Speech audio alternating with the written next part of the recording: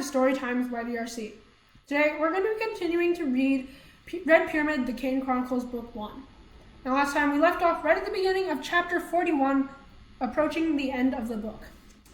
So, let's get started. Chapter 41. We stopped the recording, for now.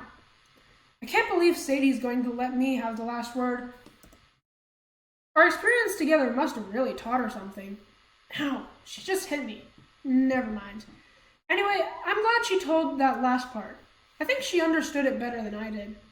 And the whole thing about Zia not being Zia and Dad not getting rescued, that was pretty hard to deal with. If anyone felt worse than I did, it was Amos. I had just enough magic to turn myself into a falcon and him into a hamster. Hey, I was rushed. But a few miles from the National Mall, he started struggling to change back. Sadie and I were forced to land outside a train station, where Amos turned back into a human and curled into a shivering ball. We tried to talk to him, but he could barely complete a sentence. Finally, we got him to the station. We let him sleep on a bench while Sadie and I warmed up and watched the news. According to Channel 5, the whole city of Washington was under lockdown. There had been reports of explosions and weird lights at the Washington Monument, but all the cameras could show us was a big square of melted snow on the mall, which kind of made for a boring video. Experts came on and talked about terrorism, but eventually it became clear that there had been no permanent damage, just a bunch of scary lights. After a while, the media started speculating about a freak storm activity or a rare southern appearance of the northern lights. Within an hour, the authorities opened up the city. I wished we had Bast with us because Amos was in no shape to be our chaperone, but we managed to buy our tickets for our sick uncle and ourselves as far as New York. I slept on the way, the amulet of Horus clutched in my hand. We got back to Brooklyn at sunset. We found the mansion burned out, which we'd expected, but we had nowhere else to go. I knew we'd made the right choice when we guided Amos through the doorway and heard a familiar "Ack! Ack!" "Khufu!" Sadie cried.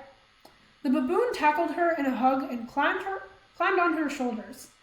He picked at her hair, seeing if she'd brought him any good bugs to eat. Then he jumped off and grabbed a half-melted basketball. He grunted at me insistently, pointing to a makeshift basket he'd made out of some burned beans and a laundry basket. It was a gesture of forgiveness, I'd realized. He had forgiven me for sucking at his favorite game, and he was offering me lessons. Looking around, I realized that he'd tried to clean up in his own baboon way, too. He dusted off the one surviving sofa, stacked Cheerios boxes in the fireplace, and even put a dish of water and fresh food out for Muffin, who was curled up asleep on a little pillow. In the clearest part of the living room, under an intact section of the roof, Khufu had made 3 separate mounds of pillows and sheets, sleeping places for us. I got a lump in my throat. Seeing the care that he'd taken getting ready for us, I couldn't imagine a better welcome home present. "Khufu," I said, "you're one freaking awesome baboon." "Ah!" he said, pointing to the basketball. "You want to school me?" I said. "Yeah, I deserve it. Just give us a second to..." My smile melted when I saw Amos. He drifted over to the ruined statue of Thoth. The god's cracked ibis head lay at his feet. His hands had broken off, and his tablet and stylus lay shattered on the ground. Amos stared at the headless god, the patron of magicians. I could just guess what he was thinking. A bad omen for a homecoming. "It's okay," I told him.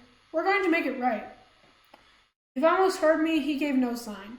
He drifted over to the couch and plopped down, putting his head in his hands. Sadie glanced at me uneasily. Then she looked around at the blackened walls, the crumbling ceilings, the charred remains of the furniture. "Well," she said, trying to sound upbeat, "how about I play basketball with Khufu, and you can clean the house?" Even with magic, it took us several weeks to put the house back in order. That was just to make it livable. It was hard without Isis and Horus helping, but we could still do magic. It just took a lot more concentration and a lot more time. Every day I went to sleep feeling as if I'd done 12 hours of hard labor, but eventually we got the walls and ceilings repaired and cleaned up the debris until the house no longer smelled of smoke. We even managed to fix the terrace and the pool. We brought Amos to watch as we released the wax crocodile figurine into the water, and Philip of Macedonia sprang to life. Amos almost smiled when he saw that. Then he sank into a chair on the terrace and stared desolately at the Manhattan skyline. I began to wonder if he would ever be the same. He'd lost too much weight. His face looked haggard. Most days he wore his bathrobe and didn't even bother to comb his hair. He was taken over by Set, Sadie told me one morning, when I mentioned how worried I was. Do you have any idea how violating that is? His will was broken. He doubts himself and, well, it may be a long time. We tried to lose ourselves in work. We repaired the statue of Thoth and fixed the broken shabti in the library. I was better at grunt work, moving blocks of stone or heaving ceiling beams into place. Sadie was better at fine details, like repairing the hieroglyphic seals on the doors. Once she really impressed me by imagining her bedroom just as it had been and speaking the joining spell, He-Nem. Pieces of furniture flew together out of the debris and boom! Sadie passed out for 12 hours afterwards, of course, but still, pretty cool. Slowly but surely, the mansion began to feel like home. At night, I would sleep with my head on a charmed headrest, which mostly kept my ball from drifting off. But sometimes I still had strange visions. The red pyramid, the serpent in the sky, or the face of my father as he was trapped in Set's coffin. Once, I thought I heard Zia's voice trying to tell me something from far away, but I couldn't make out the words. Sadie and I kept our amulets locked in a box in the library. Every morning I would sneak down to make sure they were still there. I would find them glowing, warm to the touch. I would be tempted, very tempted, to put on the Eye of Horus, but I knew I couldn't.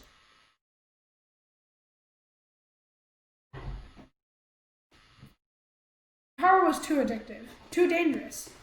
I'd achieved a balance with Horus once, under extreme circumstances, but I knew it would be too easy to get overwhelmed if I tried it again. I had to train first, become a more powerful magician, before I would be ready to tap into that much power. One night at dinner, we had a visitor. Amos had gone to bed early, as he usually did. Khufu was inside watching ESPN with Muffin on his lap. Sadie and I sat exhausted on the deck overlooking the river. Philip of Macedonia floated silently in his pool. Except for the home of the city, the night was quiet. I'm not sure how it happened, but one minute we were alone and the next there was a guy standing at the railing.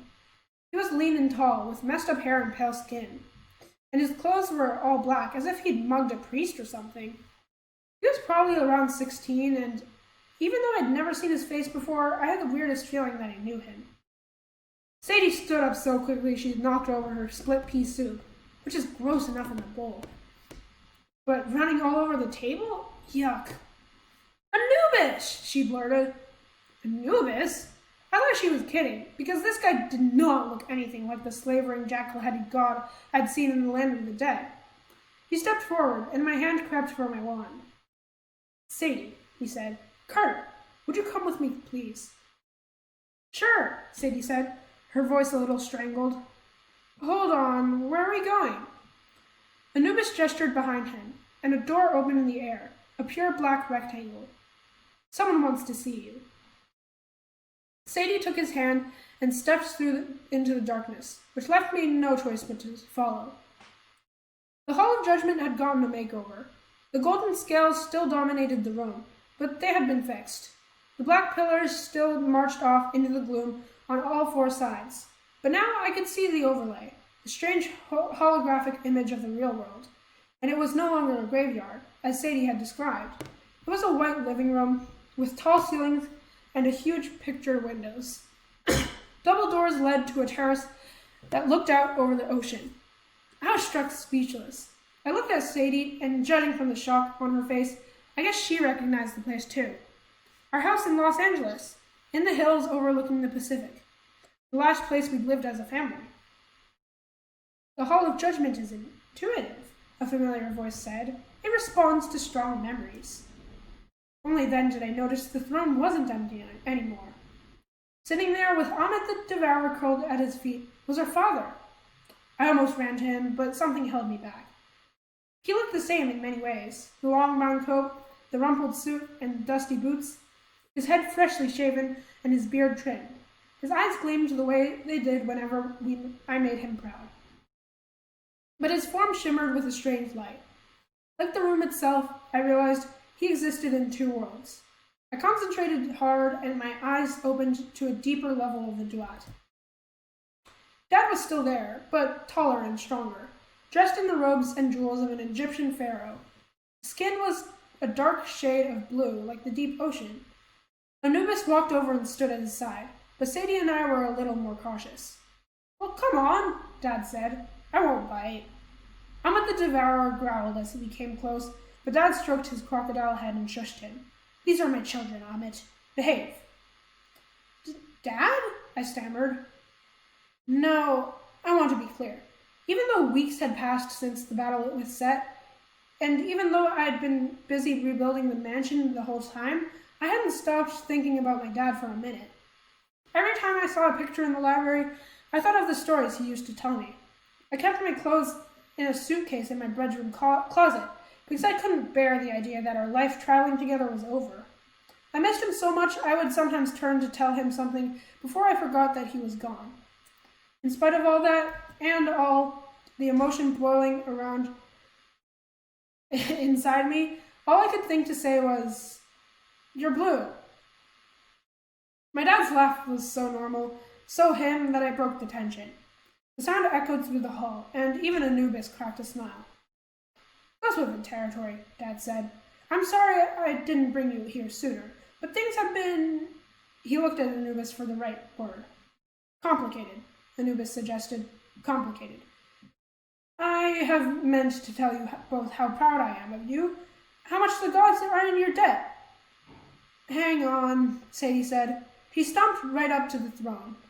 Aunt growled at her, but Sadie growled back, which confused the monster into silence. "What are you?" she demanded. "My dad? Osiris? Are you even alive?" My dad looked at Anubis. What did I tell you about her? Fiercer than Amit," I said. "You didn't need to tell me." Anubis's face was grave. "I've learned to fear that sharp tongue." Sadie looked outraged. "Excuse me?" "To answer your question," Dad said, "I am both Osiris and Julius Kane. I am alive and dead, though the term recycled might be closer to the truth. Osiris is the god of the dead, and the god of new life. To return him to his throne, you had to die," I said. "You knew this going into it. You intentionally hosted Osiris, knowing you would die." I was shaking with anger. I didn't realize how strongly I'd felt about it, but I couldn't believe what my dad had done. "Is this what you meant by making things right?" My dad's expression didn't change. He was still looking at me with pride and downright joy, as if everything I did delighted him. Even my shouting. It was infuriating. "I miss you, Carter," he said. "I can't tell you how much. But we made the right choice. We all did. If you had saved me in the world above, we would have lost everything. For the first time in millennia, we have a chance at rebirth, and a chance to stop chaos because of you." "There had to be another way," I said. "You could have fought as a mortal without... Carter, when Osiris was alive, he was a great king. But when he died, he became 1,000 times more powerful," I said, remembering the story Dad used to tell me. My father nodded. "The duat is the foundation for the real world. If there is chaos here, it reverberates in the upper world." Helping Osiris to his throne was a first step, and 1,000 times more important than anything I could have done in the world above. Except being your father. I am still your father. My eyes stopped. I guess I understood what he was saying, but I didn't like it. Sadie looked even angrier than me, but she was glaring at Anubis. "Sharp tongue?" she demanded. Dad cleared his throat. "Children, there is another reason I made my choice, as you can probably guess." He held out his hand, and a woman in a black dress appeared next to him. She had golden hair, intelligent blue eyes, and a face that looked familiar. She looked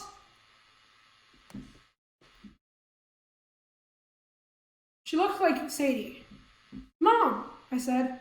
She gazed back and forth from Sadie to me in amazement, as if we were the ghosts.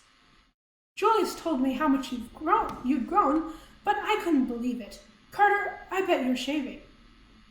"Mom, and dating girls. Mom, have you ever noticed how much parents can go from the most wonderful people in the world to totally embarrassing in 3 seconds?" She smiled at me, and I had to fight alone with about 20 different feelings at once. I'd spent years dreaming of being back with my parents together in our house in LA, but not like this.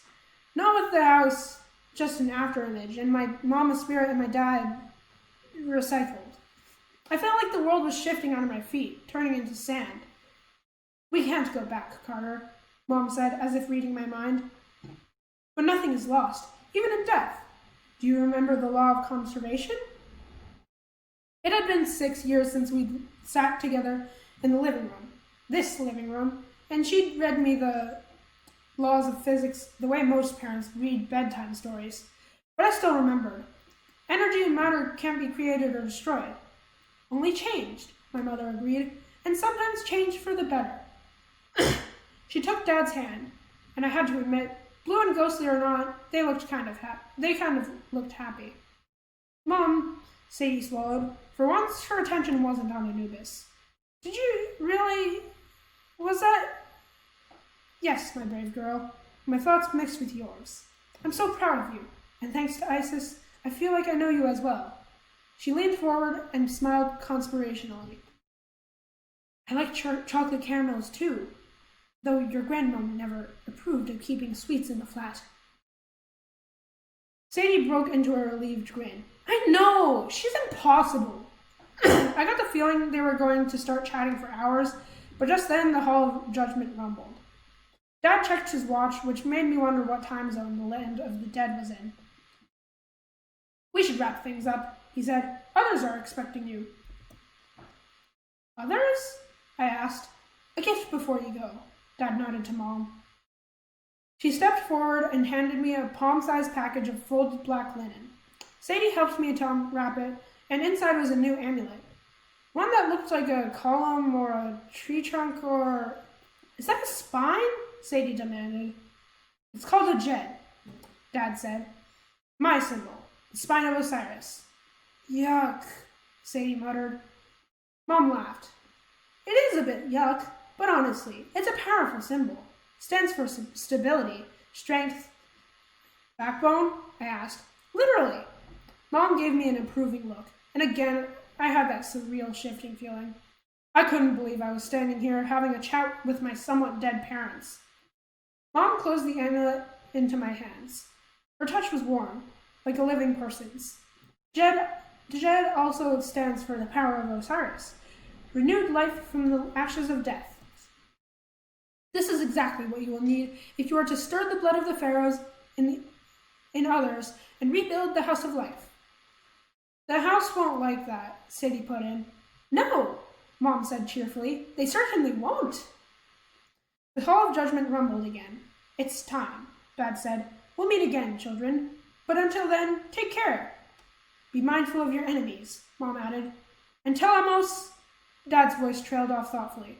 "Remind my brother that Egyptians believe in the power of the sunrise. They believe each morning begins not just a new day, but a new world." Before I could figure out what that meant, the Hall of Judgement faded, and we stood with Anubis in a field of darkness. "I'll show you the way," Anubis said. "It's my job." He ushered us into a space in the darkness that looked no different from any other. But when he pushed with his hand, the door swung open. The entrance blazed with daylight.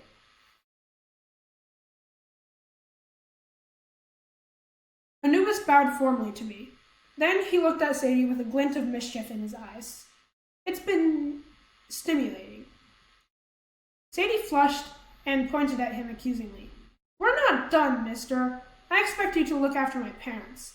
And next time I'm in the land of the dead, you and I will have words." A smile tugged at the corner of his mouth. I'll look forward to that. We stepped through the doorway and into the palace of the gods. It looked just like Sadie had described from her visions. Soaring stone columns, fiery braziers, a polished marble floor, and in the middle of the room, a golden red throne. All around us, gods had gathered. Many were just flashes of light and fire. Some were shadowy images that shifted from animal to human. I recognized a few.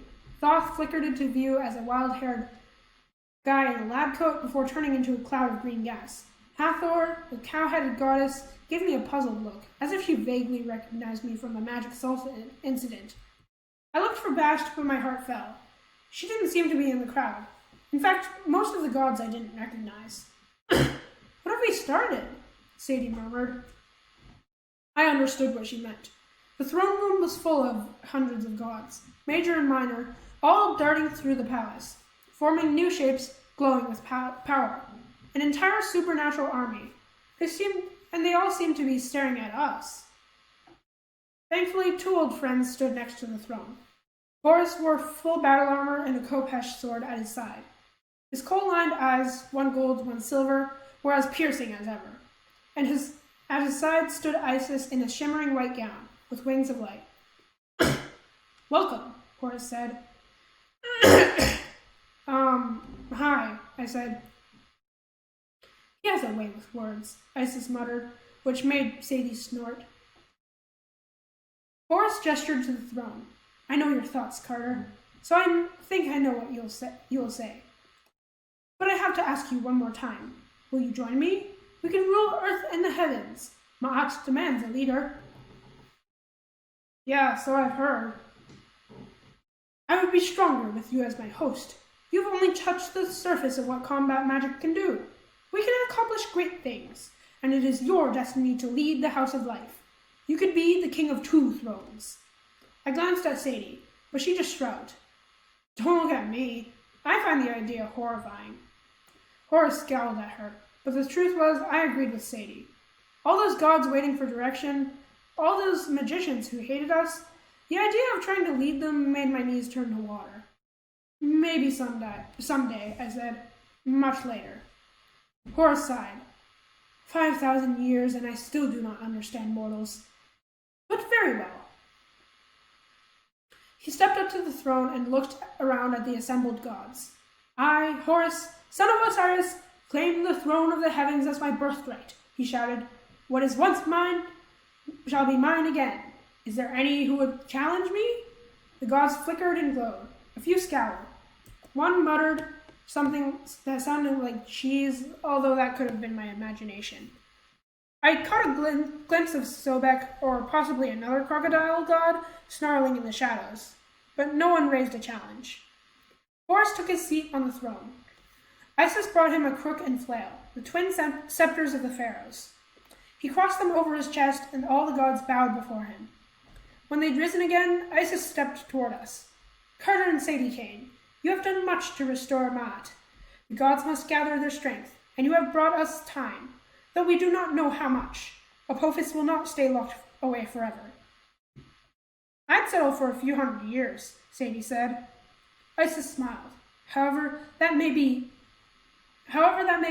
today you are heroes. The gods owe you a debt, and we take our debts seriously.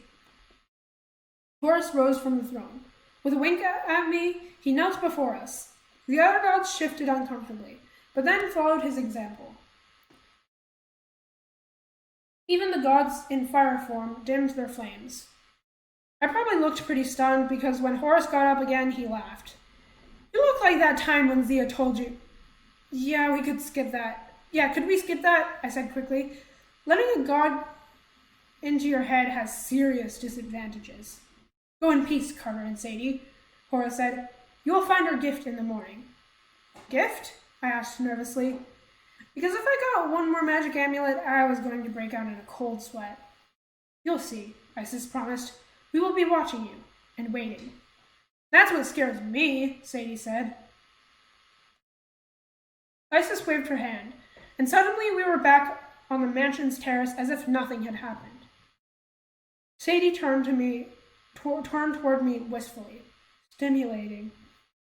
I held out my hand. The jed amulet was glowing and warm in its linen wrapping. Any idea what this thing does? She blinked. Oh, I don't care. What did Anubis look like to you? He looked like a guy. So? A good-looking guy or a slobbering dog-headed guy? I guess not the dog-headed guy. I knew it! Sadie pointed at me as if she'd won an argument. Good-looking. I knew it. And with a ridiculous grin, she spun around and skipped into the house. My sister, as I may have mentioned, is a little strange. The next day, we got the gods' gift. We woke to find that the mansion had been completely repaired down to the smallest detail. Everything we hadn't finished yet. Probably another month's worth of work was done. The first thing I found were new clothes in my closet, and after a moment's hesitation, I put them on. I went downstairs and found Khufu and Sadie dancing around in a restored great room. Khufu had a new Lakers jersey and a brand new basketball. The magical brooms and the mops were busy doing their cleaning routine. Sadie looked up at me and grinned, and then her expression changed to shock. Carter, what are you wearing? I came down the stairs, feeling even more self-conscious. The closet had offered me several choices this morning, not just my linen robes. My old clothes had been there, freshly cleaned, a button-down shirt, starched khaki slacks, loafers. But there had also been a third choice, and I had taken it. Some Reeboks, blue jeans, a t-shirt, and a hoodie. It's, all cotton, I said. Okay for magic. Dad would probably think I look like a gangster. I thought for sure Sadie would tease me about that, but I was trying to beat her to the punch. She scrutinized every detail of my outfit. Then she laughed with absolute delight. It's brilliant, Carter! You almost look like a regular teenager. And Dad would think. She pulled my hoodie over my head. Dad would think you look like an impeccable magician, because that's what you are. Now come on, breakfast is waiting on the patio. We were just digging in when Amos came outside, and his change of clothes was even more surprising than mine. He wore a crisp new chocolate-colored suit with a matching coat and fedora. His shoes were shined, his round glasses polished, his hair freshly braided with amber beads. Sadie and I both stared at him. What? He demanded. Nothing, we said in unison. Sadie looked at me and mouthed, OMG, and then went back to her bangers and eggs. I attacked my pancakes. Philip thrashed around happily in his swimming pool. Amos joined us at the table. He flicked his fingers and coffee magically filled his cup. I raised my eyebrows. He hadn't used magic since the demon days. I thought I'd go away for a while, he announced, to the first gnome. Sadie and I exchanged glances. Are you sure that's a good idea? Amos sipped his coffee. He stared across the East River as if he could see all the way to Washington, D.C. They have the best magic healers there. They will not turn away a petitioner seeking aid.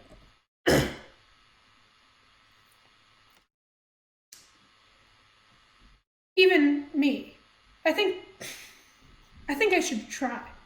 His voice was fragile, like it would crack apart any moment. But still, it was the most he'd said in weeks. I think that's brilliant, Sadie offered. We'll watch after the place, won't we, Carter? Yeah, I said. Absolutely. I may be gone for a while, Amos said. Treat this as your home.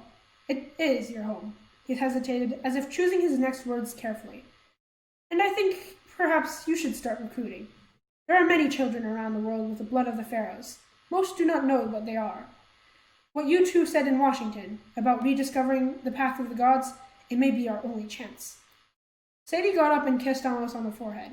Leave it to us, Uncle. I've got a plan. That, I said, sounds like very bad news. Amos managed to smile. Then he squeezed Sadie's hand, then got up and ruffled my hair as he headed inside. I took another bite of my pancakes and wondered why, on such a great morning, I still felt sad and a little incomplete. I suppose with so many things suddenly getting better, the things that were still missing hurt even worse. Sadie picked at her scrambled eggs. I suppose it would be selfish to ask for more. I stared at her. and I realized we were thinking the same thing. When the gods had said a gift, well, you can hope for things, Sadie, but as Sadie said, I guess you can't be greedy. It's going to be hard to travel if we need to go recruiting, I said, cautiously. 2 unaccompanied minors. Sadie nodded. No Amos, no responsible adult. I don't think Khufu counts. And that's when the gods completed their gift. A voice from the doorway said, "Sounds like you have a job opening." I turned and felt 1,000 pounds of grief drop from my shoulders. Leaning against the door in a leopard-spotted jumpsuit was a dark-haired lady with golden eyes and 2 very large knives. "Bast!" Sadie cried. The cat goddess gave us a playful smile, as if she had all kinds of trouble in mind. Someone call for a chaperone? A few days later, Sadie had a long phone conversation with Gran and Grandpa Faust in London. They didn't ask to talk with me, and I didn't listen in. When Sadie came back down to the great room, she had a faraway look in her eyes. I was afraid, very afraid, that she was missing London. "Well?" I asked reluctantly. "I told them we were all right," she said. "They told me the police had stopped bothering them about the explosion at the British Museum. Apparently the Rosetta Stone turned up unharmed." "Like magic," I said. Sadie smirked. "The police decided it must have been a gas explosion, some sort of accident. That's off the hook, as are we. I could go home to London," they said. "Spring term starts in a few weeks. My mates Liz and Emma have been asking about me." The only sound was the crackle of fire in the hearth. The great room suddenly seemed bigger to me. Emptier. At last I said, "What did you tell them?" Sadie raised an eyebrow. "God, you're thick sometimes. What do you think?" "Oh." My mouth felt like sandpaper. "I guess it'll be good to see your friends and get back to your old room and—" Sadie punched my arm. "Carter!" I told them I couldn't very well go home because I already was home. This is where I belong. Thanks to the duat, I can see my friends whenever I want. And besides, you'd be lost without me. I must have grinned like a fool because Sadie told me to wipe the silly look off my face, but she sounded pleased about it. I suppose she knew she was right for once. I would have lost without her. And no, Sadie. I can't believe I just said that either. Just when things were settling down to a nice, safe routine, Sadie and I embarked on a new mission. Our destination was a school that Sadie had seen in a dream. I won't tell you which school, but Bash drove us a long way to get there. We recorded this tape along the way. Several times the forces of chaos tried to stop us. Several times we heard rumors that our enemies were starting to hunt down other descendants of the pharaohs, trying to thwart our plans.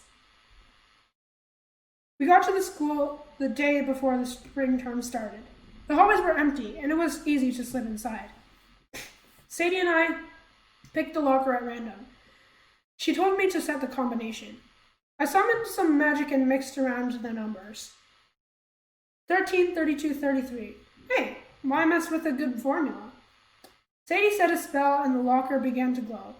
Then she put the package inside and closed the door. Are you sure about this? I asked. She nodded.